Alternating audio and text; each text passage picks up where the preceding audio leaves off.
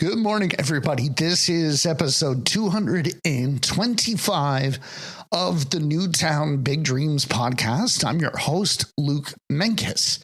Today is June the 8th, 2021. It is 11 o'clock in the morning on the West Coast. Today I'm with Ty Belknap. He is in Tacoma, Washington. Now, Ty is a super interesting guy. He was homeless. And as you can imagine, he felt completely hopeless as a teenager. And it was a big struggle, but Ty managed to get out of this situation and the mindset that he was in. So at that time, he moved to Hawaii. And in Hawaii, he learned island life. He became a SCUBA Divemaster. And then he moved back to Seattle. He got into computers and he became a tech nerd. Now, today, Ty has a Doctorate of Strategic Leadership, and he runs a company called Port Bell SEO, which is a very successful online marketing business. Today, Ty also coaches homeless and at-risk teens so that they can see that they have worth and value. And that is so great to hear someone who has been through that can actually help teenagers and what they're going through today and hopefully avoid a lot of the pain and difficulty that Ty went through. So let's welcome Ty Belknap to the show right after this.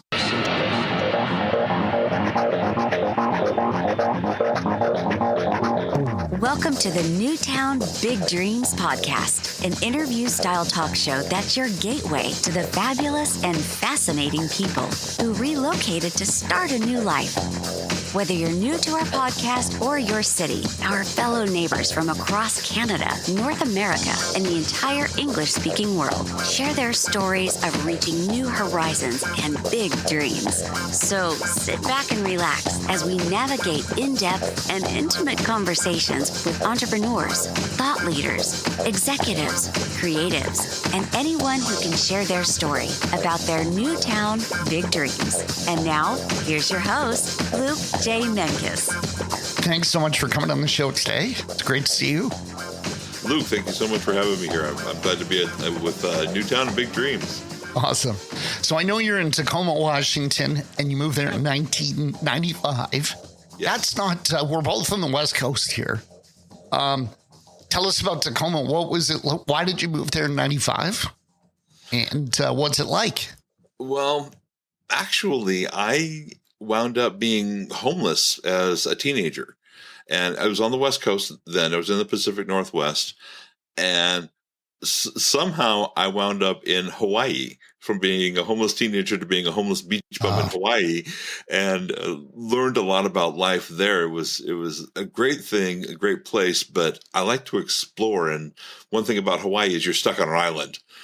And so I moved back to the only place that I really knew was the Pacific Northwest. So I moved back to Tacoma then, or this area. And that's pretty much how I got here. And once I got here, I realized that this is one of the few places on the planet that is by the ocean. It's temperate. You've got all the seasons, but they're all moderate. So we get snow every year, but we get it for about a week. And nice. It gets hot every year, but it gets above 90 for about a week. Right. It sounds pretty similar to Vancouver, Canada, as far as climate. And I'm a 4-hour drive up from Vancouver. So, okay, yeah. In fact, I'm just down south. I'm about 4 hours south of the border from Vancouver. So yeah, right.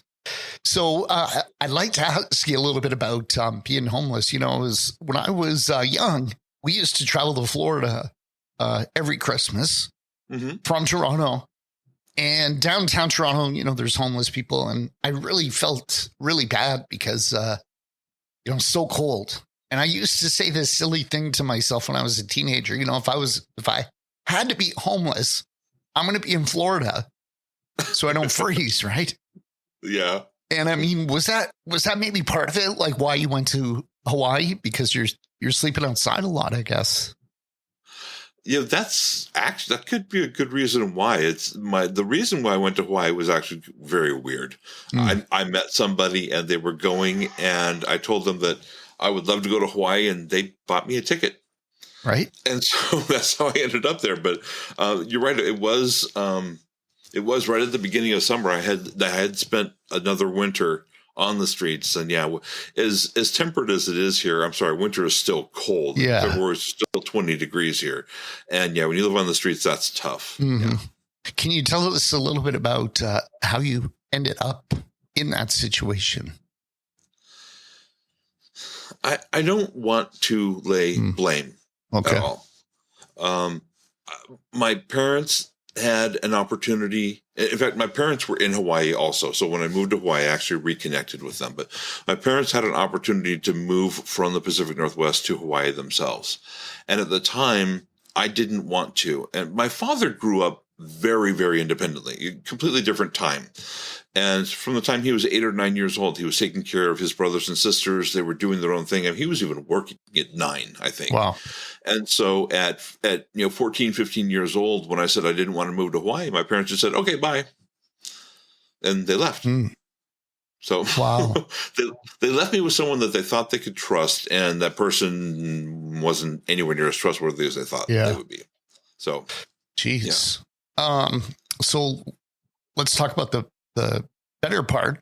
So you're not homeless anymore.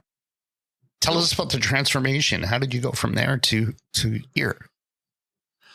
That was a difficult and very time-consuming transformation, because even when I moved to Hawaii, I still had the mindset of, and I'm sorry, when you're a teenager and you're homeless because for one reason or another, you feel unwanted. Yeah. Because otherwise you wouldn't be homeless as a teenager. Sure. Someone pushed you away. And so it took me quite a long time to get out of that. And the time I spent in Hawaii was a very spiritual time. Hawaii's a very spiritual place. And I learned a lot about myself. But it was actually moving back to the Pacific Northwest where I got over the thought that I'm just not good enough for anything, and started believing in myself and started believing that I could do things. It was like I said, it was very time consuming. It probably took me close to 10, 15 years to get to that point, but I finally did. Yeah. And I remember being close to homeless. So I slept in my car many times. I was behind on my rent, threatened with eviction. And, there were a few times where it was pretty touch and go. So I remember getting better mentally, psychologically, but it was kind of like mountain climbing. So you have good days, but you also have bad days, and you have setbacks, and you wonder if you're going to spiral back into that. And but over time, in hindsight, you can see the progress, right? It's not like going up in a straight line. It's not like 15 years of, just perfect progress. You have setbacks, right? Can you tell us a little bit about how you got past those temporary setbacks mentally? That's you've got some great questions. Thank you. At the time, and I agree with you. At the time, I really didn't think about it too much. It was more about not thinking about being useless and not thinking about being unwanted anymore. Just concentrating on day to day, just continuing, just believing in myself, or stopping to not believe in myself was really the big thing. Just believing that whatever it was that I was working on, that I actually could do it. And I think that the day that it really hit for me was June of 2017 when I got my doctorate. And the professor who handed it to me had been working with me for 10 years on helping me to get my doctorate. And he looked at me and he said, "Would you have imagined when you were homeless that you would be here today?" Right. And absolutely not. But I was. And to me, that was amazing. And that was one of the greatest feelings in the world, that I could go from one to the other. Because the way I really believe it is, if I can do it, anybody can do it. For sure. So tell us about what you're doing now and how you got into that. Well, back in 1995, I was working at Microsoft, and designed a website on troubleshooting Windows 95. It was way back when in the Stone Ages when Windows 95 first came out. And I was actually on the help desk, and everything that we learned before it got released on their release day, I won't say everything. I'll say 60% of what we learned was wrong. When it hit the real world, it crashed terribly. Right. And so we had to rewrite all the training manuals. And what we ended up doing was doing it online, which at that point turned into an internal website, which is now the Microsoft support system. And so, I love doing the web design aspect of it so much that I started doing it on my own. And when, in 2002, I actually worked for Microsoft twice. I worked there, left, forgot to learn from my lesson, went back and worked there again for a while. And nothing against Microsoft. They're a great company. It just wasn't for me. At this point, I kind of consider myself to be unemployable. I'm much better at doing my own thing than working for other people. I found the same. Sure. But so when I left Microsoft in 2002, I decided I was going to start my own business. And this would be the fourth time I've started my own business. I failed the other 3 times.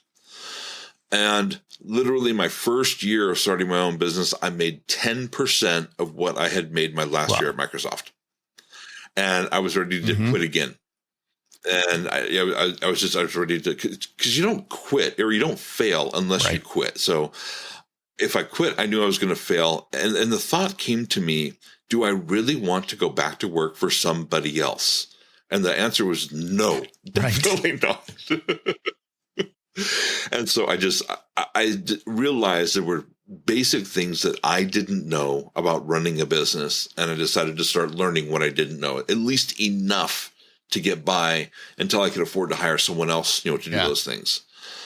And that's actually when I started changing from being a web design business to a marketing business, because the one thing I didn't know myself was marketing. And so way back in 2002, we were doing web design, but we weren't doing marketing. So I started offering marketing to my customers as I was learning it. That's really awesome. That's one of the things that I do with this podcast is I like to pick people where I want to know more about the topic, right? Because then I'm going to ask good questions and I'm going to learn for myself too. So you came to a point where you realized you never want to go back to working for someone else. So you had to figure out a way to make this fourth business work. And was it really the marketing? Like you weren't getting enough clients, so you needed to learn marketing. Is that it? Marketing was a big one. Accounting was another one. Now I have a CPA that takes care of everything, but I needed to know at least enough to where I could get the numbers into the computer to get them to the CPA, which I didn't even know that much then. And working with employees was my last major hurdle. I worked on my own for many years simply because I didn't even know how to hire somebody. And of course, I did that wrong. I'd say the first 5 people that I hired, I did it completely wrong. I had to learn how to do that the right way too. So did you notice a change in your business as soon as you made the decision that you're going to do whatever you can to keep this one going? Did things start to improve right away, or did it take some time? Yeah, immediately. It was like the first year that I was in business, I was kind of thinking, maybe I'll do this and see how it goes. Then the second year, when I realized either I do this or I go back to work for somebody else because I'm not making enough money to survive. Then all of a sudden, it just exploded. I was dedicated to it. I knew that I needed to do it. And I think my attitude changed about it at the same time. Because I knew that if I didn't do it, there's no plan B for my business. It's either do that or go back to work for somebody else. That commitment really makes a huge difference, I've found, when I'm fully committed to something. I found that too. So I just want to ask you a little bit more about Microsoft. So I remember in 1995, since I was like 12, my dad bought me a TRS-80 computer from Radio Shack. And I just loved it. You couldn't do a lot with it, but I learned the basic programming language and I was really addicted to it. My dad said, I should get into computers, but I didn't really. I've always been a tech geek. I love buying electronics and stuff like that. I remember in 95, I was living in Dominican Republic and we started to hear about the internet. It was like a brand new thing, and Netscape Navigator 1.0 came out, and most of the internet at that time was just like, a page of text. Like that was 95%. Yeah, bulletin board systems. Is it true?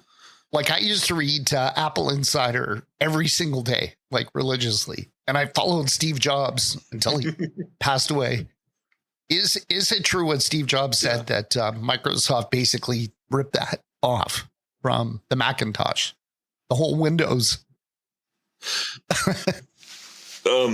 Actually, the interesting thing is that they both ripped it off. Right? Microsoft Windows and Apple is actually a hybrid of a program made by Xerox. There was a person at Xerox that made this quote Windows type style program, and the executives took one look at it and said, "This will never go anywhere. Right. Give it away to somebody." And so they gave it to both Microsoft and Apple. Now, Apple built their entire operating system around their Windows, their Mac OS. Microsoft already had their DOS system, and so they incorporated the Windows on top of the DOS system. Did it happen in that order, though? Like Steve Jobs took it from Xerox, and then, according to the movies I've seen, who knows if it's true, Bill Gates was touring the Apple facilities, and Jobs liked to brag. And Bill Gates saw the thing, and he's like, "We got to duplicate that." I don't know if it's probably simplistic. I guess it depends on which book you read. By my understanding, it was given to both of them at the same time, or within. It was Xerox that gave it to both of them. I don't know for sure. I wasn't there, but from what I learned and from what I heard, was the Xerox gave it to both of them. It wasn't either of them that took it from the other. And neither one of them really can really, or at least at that point, they couldn't say it was theirs anyway because it wasn't their original design. Of course, DOS wasn't Bill Gates' original design either. Right. He bought that from someone else. That's really fascinating stories there. So you learned marketing. Now you're doing online marketing. When approximately was it that marketing started to shift to mostly online?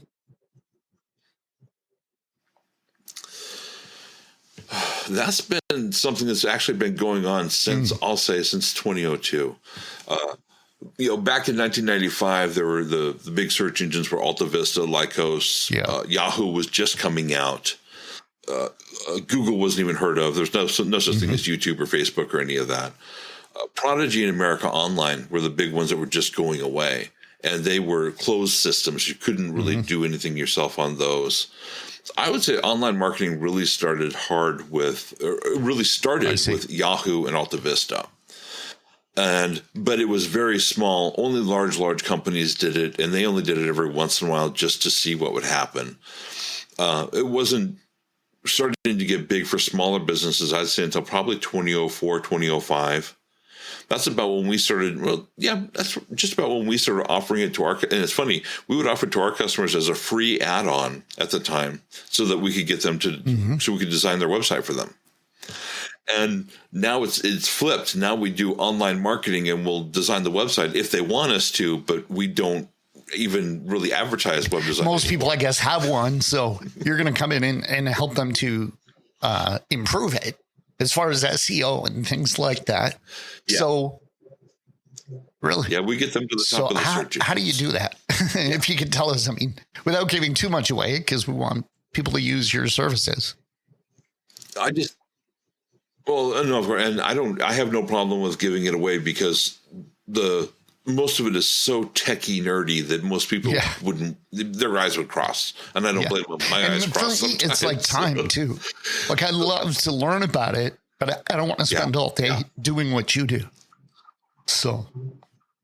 Oh yeah, and I could spend 2 hours looking at one change just to see how that might work and how it might affect other things as well. So you don't want to spend the time doing it.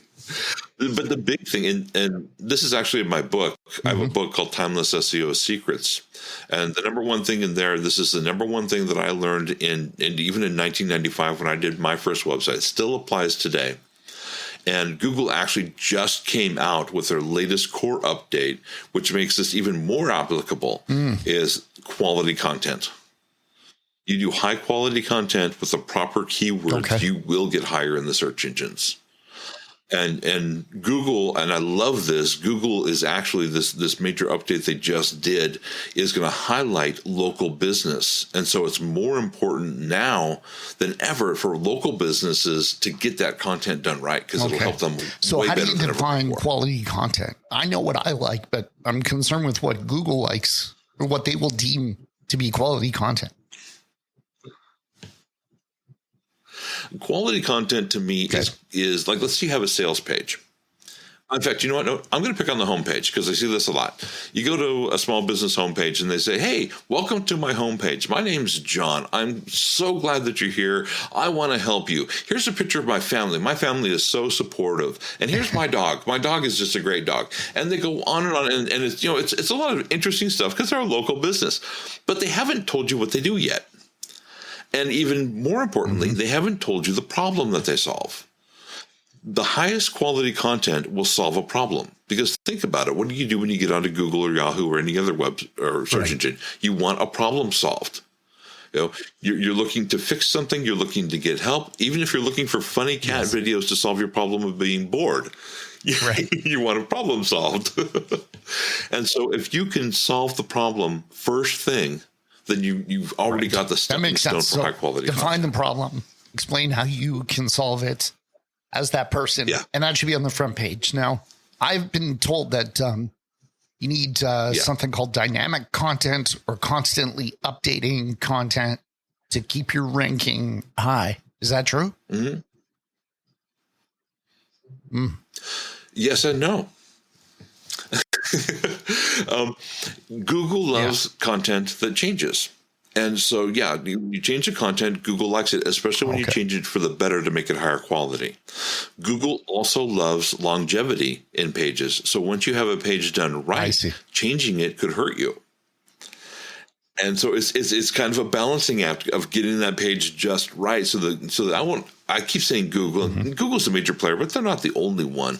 Google, Bing, Yahoo, even Yandex, any of the search engines, they're all going to look for the same thing. They're going to look for the quality content. They're going to look for it changing. And the big thing about changing these days isn't necessarily on the web pages themselves, but more in your blog posts. They want to see blog posts that are new blog posts coming in with good content on a consistent basis. But even that, it used to be, if you did a blog post every day, you'd be higher in the search engines than you did if you did one once a week. Now, they don't care if you do one once an hour if it's not quality. They're looking at quality even in the blog post more than they ever did. So even if you only do a blog post once a month, if it's high quality. So I read an article that said a good thing podcasters can do, because I don't have time to do a blog in addition to the podcast, there's transcription services. And it will transcribe it. And so we're probably talking about something that's of interest to people at some point. But I've read contrasting opinions on this. And some people say if there's a lot of typos or the transcription service, I don't know if you've ever used Siri on your phone or whatever's on Android, but a lot of times it's like, I didn't say anything even close to that. This is ridiculous. And it happens when you're driving, of course, right? When you're trying to send a text and it's like, I can't send that. Oh, yeah. Super distracting. But what do you think about that, doing a transcription service for the podcasts? And is it really important to go in and fix typos and clarify meaning, or does Google not care?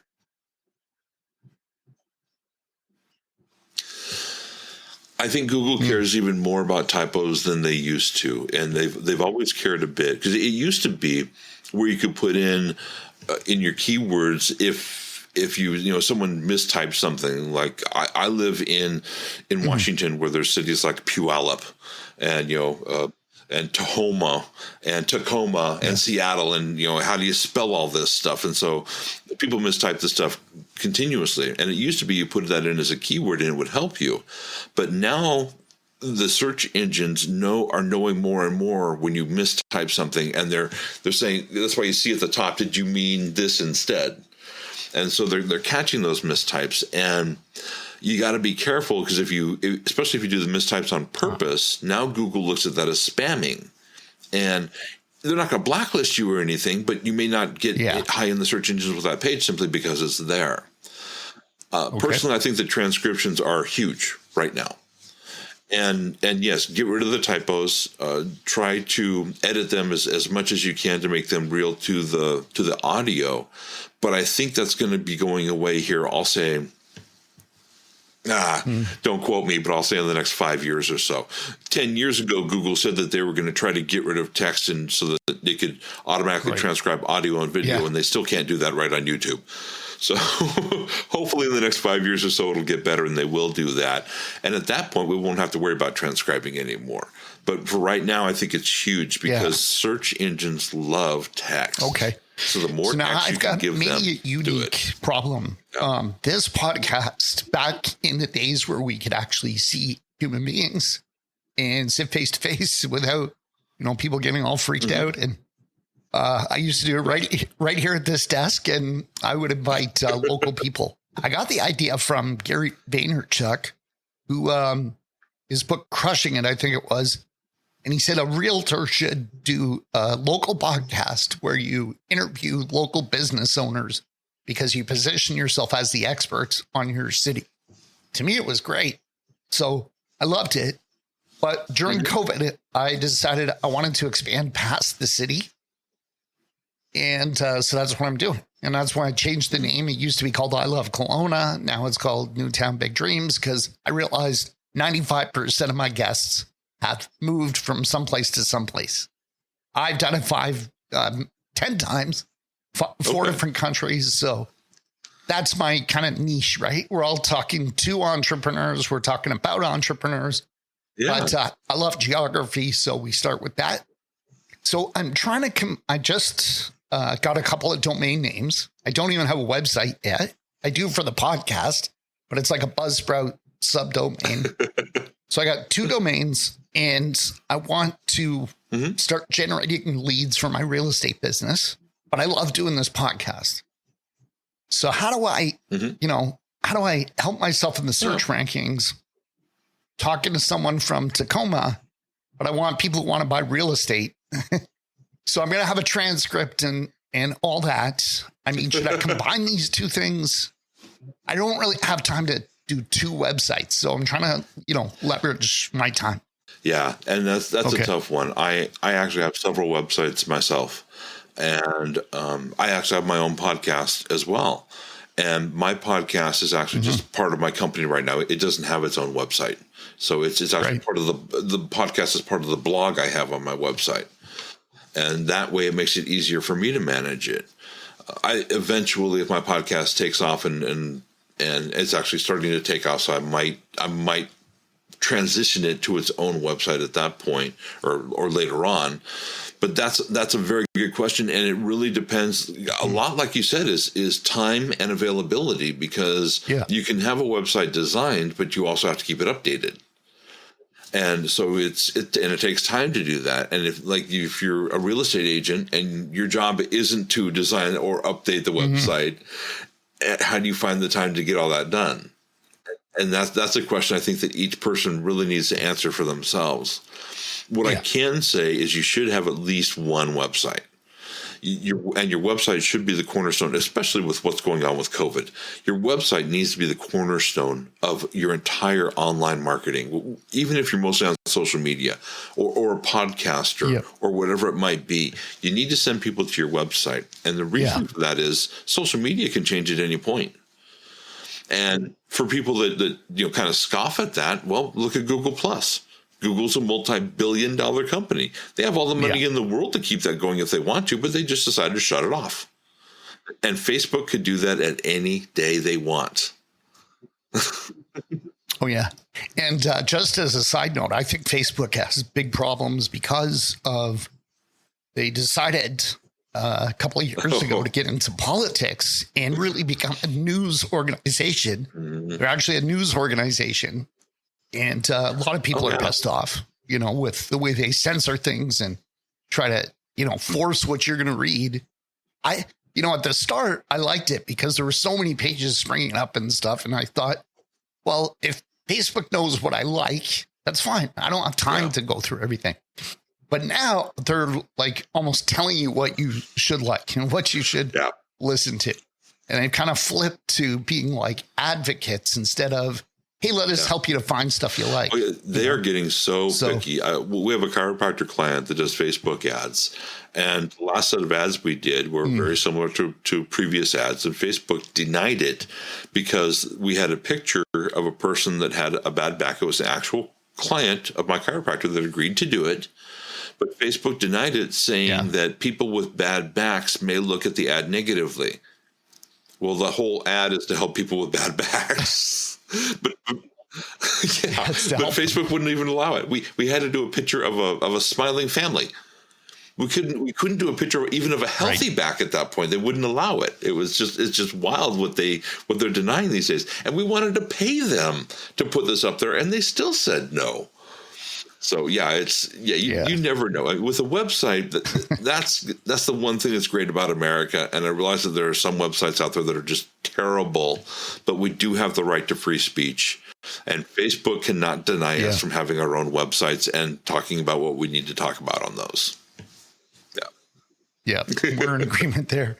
So just going back to my situation for a second, what I just had this thought talking to you was once in a while, maybe once a week, I could have either an interview or a monologue regarding my city, Kelowna.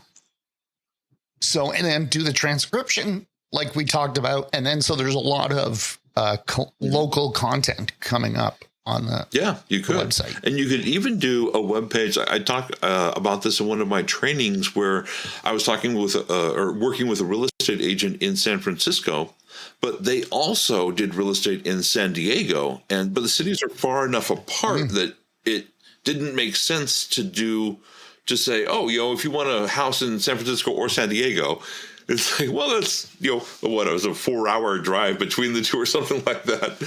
And so what we ended up doing with their website was right on the front page is, hey, do you live in San Francisco or do you want to live in San Diego? And so it's still one website, but it branched off into two completely different areas that talked about both those areas. So there's things like that you can do as well. That's a great. Yeah. So I've got over 100 episodes with local content. Maybe I could do that right at the top and just say, Kelowna International with that podcast. So people can decide, but there's a ton of local content there. So, yeah, very cool. So tell us a bit about SEO. We talked a little bit about it, but what is it for people who don't know, and how do you improve it? How much can I do myself? And how much do I need to hire you for? Do you mind if I do a shameless promotion? Okay, fantastic. If you go to portbell.com, right at the top, there are two things. Number one is a video that I did is what is SEO? And I've had many people tell me that they really like that video because it explains what SEO is, just right at its basics, what it is. Okay. The second thing that's actually even above that is I just this week finished a training for people that want to do SEO themselves. Nice. 70% of SEO you can do yourself with very little or no of that techie nerdy coding. The other 30%, you really start getting technical, and that's the stuff you don't want to touch. Trust me, you don't want to touch that. Right. But there's a lot of it, like working with keywords, working with search engines, linking to between companies is a big thing. And I talk about all those. The link at the very top goes to a free masterclass that people can watch. And I give 3 great tips right there on 3 things they can easily do themselves right now. I'm going to watch that today. How long are these videos roughly? This one's 30 minutes. I try not to make it too long. I hate those. They say, we've got this quick webinar and you're on it for 2.5 hours. They still haven't told you anything. Right. I don't do that. Okay. That's awesome. So we can learn to do about 70% ourselves. And can you give us like maybe 1 or 2 tips that we could implement today on that? Yeah. Number one is content. Look at the content that you have on your website. And I would go through each page of your website just to look at it, because chances are, if you're like me, even on my own website, sometimes it's 3 or 4 or 5 months before I actually look at the content on my website just to make sure it's up to date and it's relative. Right. Number 2 is going to be your Google My Business page. If you don't have a Google My Business page, you need to claim it right away. I'm talking to entrepreneurs and business owners, whether you're completely online or not, get one anyway, because it doesn't matter if you have an address anymore. You don't have to. Okay. You just have to have a business. And update it. So many people talk to me about this over the last year, where they look on Google My Business for a local business. I live in Washington State, and we really got locked down with COVID. It was way overkill. And of course, at the beginning, they didn't know what was going on, so I don't blame them. But we're still have a mask mandate even now. Wow. But they would go to a business and they'd go online, and it would say, we're open 9 to 5, Monday through Friday. So people would go there, and there's a 4-month-old sign saying, sorry, closed. Yeah.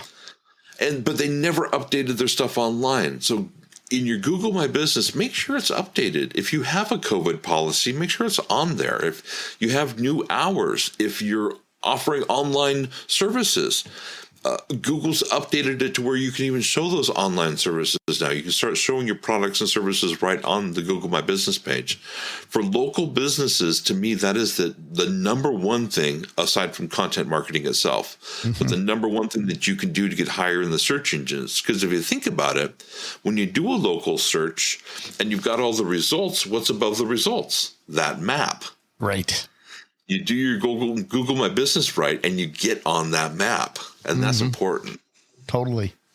So once I've got my website set up and I've put some of these SEO suggestions into practice, what's the best way to promote that website besides updating the content and making sure it's high quality content, as you said? Should I be using Facebook, like social media, to generate clicks? Or should I use like pay-per-click on Google and Bing and so on? It's completely up to you which way you want to do it. Okay. And there's different techniques for doing each one. So I would say whichever way you do it, learn how to do it. That's going to be the big thing. I would highly recommend using social media. When you create new pages on your website, do a social media blast. Hey, I just got a new page out. Come take a look. Right. Or even if you've updated a page, hey, we just updated our page with new information. Whether it's Facebook, LinkedIn, Twitter, TikTok, whatever new one comes out tomorrow, use it. I think social media can help with that quite a lot. Paid ads are also good, but you just got to be so careful with the paid ads, because you can sink a lot of money real quick just by doing one thing not quite. I wouldn't even say doing one thing wrong. There was one point where I was doing a keyword search on Google. And the way you used to do the keyword search is you'd create a fake ad. I created the fake ad, did the keyword search, but Google made a change I didn't know about, and it automatically made the ad live. I come back 3 days later, I owe $1,500 for an ad that was fake. Oh my God. So you have to. Luckily, there was a class action lawsuit against Google about that several years ago, and I got my money back. But yeah, you got to be careful with things like that. You got to stay on top of that. So, some realtors that I've talked to, so a lot of realtors, they have a basic web page, but like you said, they don't update it in, years and years and years. And sometimes I'm looking at the picture and I'm like, you still look great, but this is like 1990s. Like maybe you should update that. But people have told me that Google is really better than Facebook ads, because one of the things with Facebook is, we're scrolling through and there's so much advertising now. So if I'm looking for a house, I'm not really on Facebook looking for a house. I might catch an ad maybe, but I'm going on Google, like Kelowna real estate, right? Kelowna homes for sale, investment properties and so forth. So what's the trick to really getting a lot of juice out of the ads that you pay for? Like you said, you could a couple things wrong, you could end up blowing a lot of money. Being ineffective. I would say start small. Okay. I have no problem with doing a Facebook ad at $1 a day, just to see what happens. And that's the disadvantage of a Google ad. You can't really do a Google ad at $1 a day. Sometimes it's $2 or $3 per click, and so you won't even get one ad out. So what you can do is you can take things like Facebook or YouTube ads. YouTube ads are actually big right now because there's a way you can do YouTube ads and for pennies on the dollar. And so there's some tricks that you can do even with that. But I'll pick on Facebook really.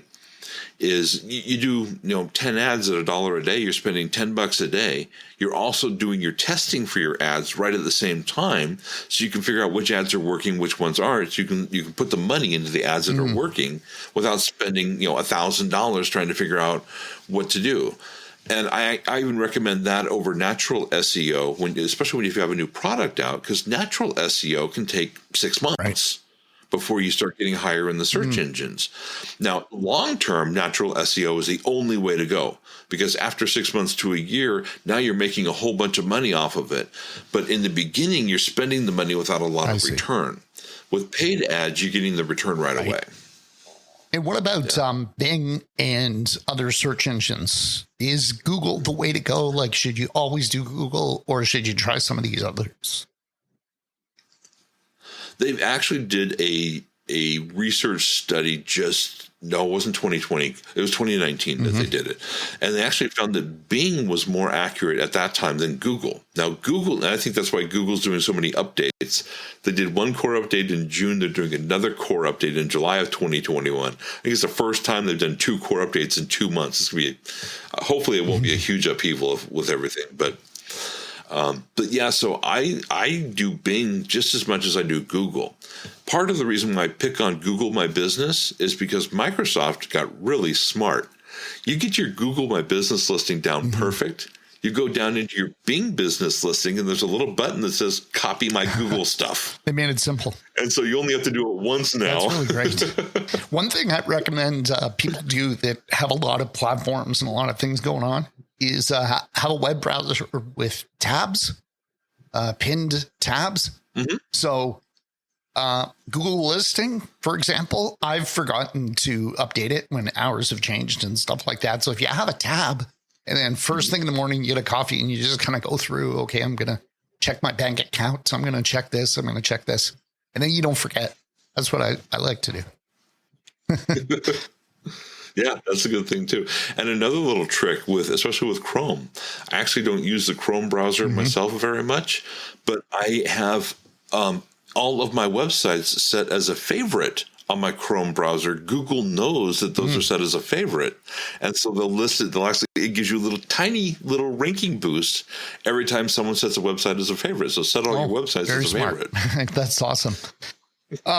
So you like to talk a little bit more about you, Ty. So you're a solopreneur. Okay. You discovered at some point that you didn't want to work for other people. What advice do you have for other solopreneurs or people who are thinking of becoming one? I'm actually not a solopreneur. We have 4 employees. So you were for a long time. But I was for a long time. Yeah, I now have 4 employees, but the closest employee I have lives 4,000 miles away from me in England. So I actually don't have any employees in America. So I'm kind of a solopreneur and kind of not.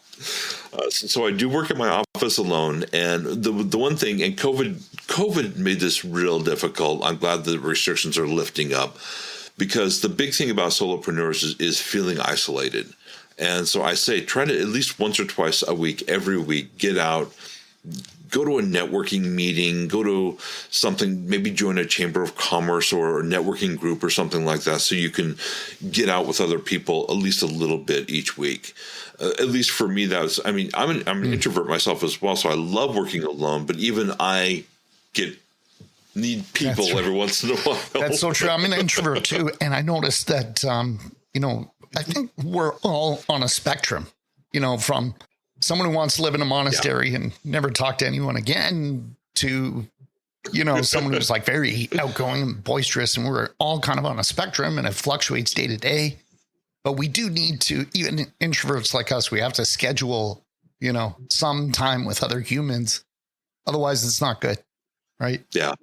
What's it like being an introvert entrepreneur? In the beginning, it was difficult because I didn't know, nobody knew much about introverts back in 2002. It was, introverts were, in fact, I don't know if you know this, but at one point in time, this was back in like the 1800s or so, the word introvert was actually considered to be a mental problem. Really? No, I won't say that I don't have mental problems. It was written by extroverts, obviously. Oh, yes, definitely.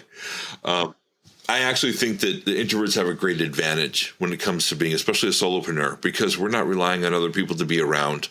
We don't have to worry about, having to talk to somebody. A good friend of mine is a very big extrovert, and he has to be around people every day. Now, he's a pastor, so he can be around people. He picked a job that's good for an extrovert, really. And so, that's good for him, but for entrepreneurs where, especially if you're an online entrepreneur where you spend so much time each day alone, I think introverts have a huge advantage.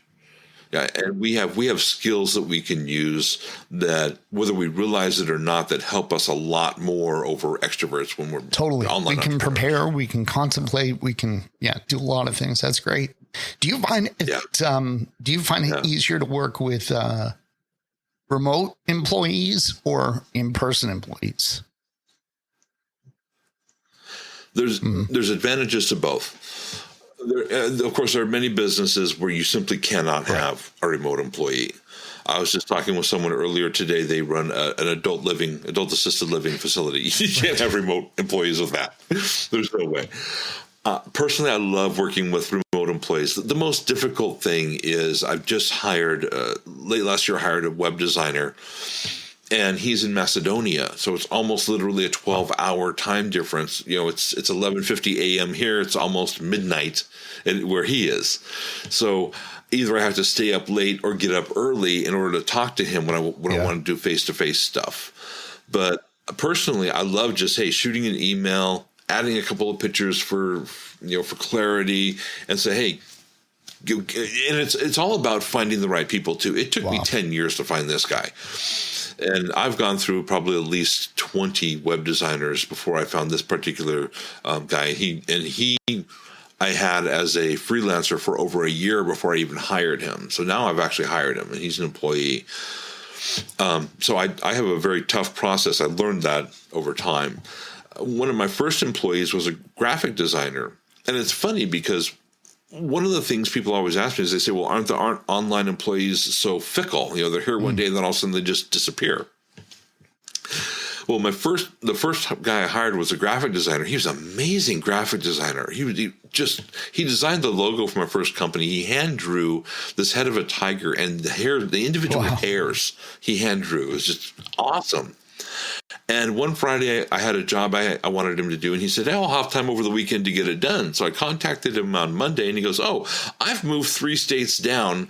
I'm not going to work anymore. I'm going to go do something else. So you don't have to be a remote employee to be fickle. It's very true. Very true. I've thought about getting a remote assistant ever since I read the book 4-Hour Work Week, which I think a lot of people misinterpret. Like a few people just saw the cover and say, well, that's promoting laziness. Grant Cardone, he's a sales coach that I follow, and he hated it when it first came out because he's like, that's lazy. You got to work more than 4 hours a week. But the point was, like, you can really save a lot of time by having assistants do a lot of the tedious, repetitive stuff that you do. And that was the point of it. It didn't mean you had to vegetate for the other, 100 and something hours. But you can just pick the things you want to do better. So I do a lot of monotonous, repetitive work with this podcast. Right now, I'm releasing an episode a day, and I'm using 4 or 5 different platforms. Oh, my. My screen's not big enough because I got to have all these windows open and stuff. And I was thinking of hiring a personal assistant, but my biggest fear is you get someone and they don't do it right. So you got to go back and proofread and correct and fix things. Do you have any tips on hiring someone that's going to actually make it easier for you and not more stressful? My tip would be, and this is actually in my book, Timeless SEO Secrets. Okay. Hire a freelancer. Give them one specific job to do, see how well they do it. If they do it well, give them the next bigger job. Keep it going, because freelancers are just like regular people. The first 2 to 3 months, they're going to work amazingly. After 3 months, if they're not dedicated, they're going to start getting lazy, and then it's going to take them longer, and the quality is going to go down. And so you let them go, hire the next one. And that's why I do. In fact, every employee I have started as a freelancer, and they were a freelancer for a year. And then after a year, I'd hire them as a part-time employee and tell them they can keep freelancing on the side. And then after that, I hire them as a full-time employee if they last another 6 months. And I still tell them they can freelance on the side if they want to. It's just that my work has to be the top priority at that point. But yeah, you hire them as a freelancer, give them one job to do, see how they do it, and pay them a decent amount. So that way they know every job you give them, you're going to pay them well. Dealing with people overseas, is it mostly because of the cost savings, or like you work with people in England, which is very expensive? So how do you, where do these people come from? Like, how do you pick them? I work from people in America as well. I use mostly two different sites, Fiverr.com and Upwork.com. There are many others. There's TopTal. There's several others. I use those two simply because I like the way that they do it. Because when I hire a freelancer, I take the money, it goes into an escrow account. They don't get it immediately, but they know that it's there. So they know that once they get done and do it right, the money's going to be there for them. But if they don't do it right, I can tell the company they didn't do it right, and I don't have to pay them. For sure. So I've that's used why I like Fiverr using quite those a bit. Would you say Upwork is more less graphic design and more professional administrative things, or what's the difference between the two? Actually, to me, the difference is Upwork, you generally get a higher quality. Okay. But it costs a lot more. Like, let's say I have an article that I want written for 2,000 words on a specific subject. On Fiverr, I might pay. And of course, this is another thing I talk about in one of my trainings is, especially when you're having articles written, you want them to sound like they came from you. Right. And so you don't always want a top quality article. You get one that's written not quite as well, and then you rewrite it. Yeah. That's a lot simpler than looking at a blank page and trying to come up with something. True. Very true. So you may not want to spend $150 for the article. You may only want to spend $30 and get one that's okay, but maybe not perfect English, and maybe all the words aren't perfect, because that's good, because it's going to force you to go through and rewrite the whole thing. Okay. That makes sense. But if I have an article that I want done professionally, and I don't want to have to worry about editing it, and I'm not worried about it being done in my voice, I'll go to Upwork and have it done. Okay.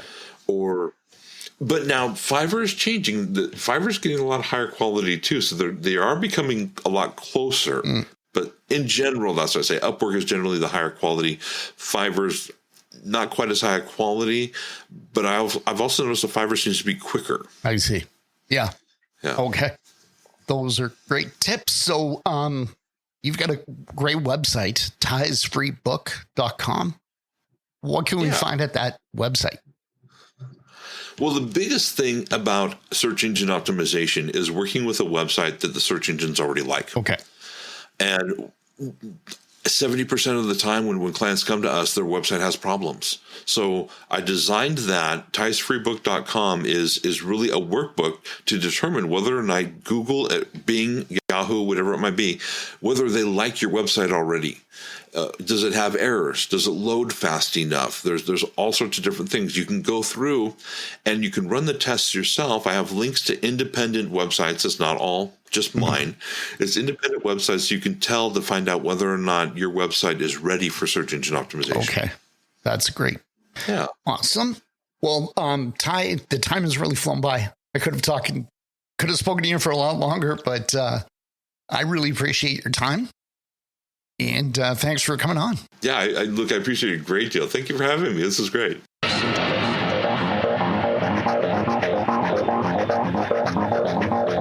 We hope you enjoyed this episode of the Newtown Big Dreams podcast with your host, Luke Menkes, and his authentic guests. And we love our listeners and hope you subscribe now to learn more about the amazing journeys of our incredible guests who relocated to find a new town, big dreams. And remember, make your dreams big.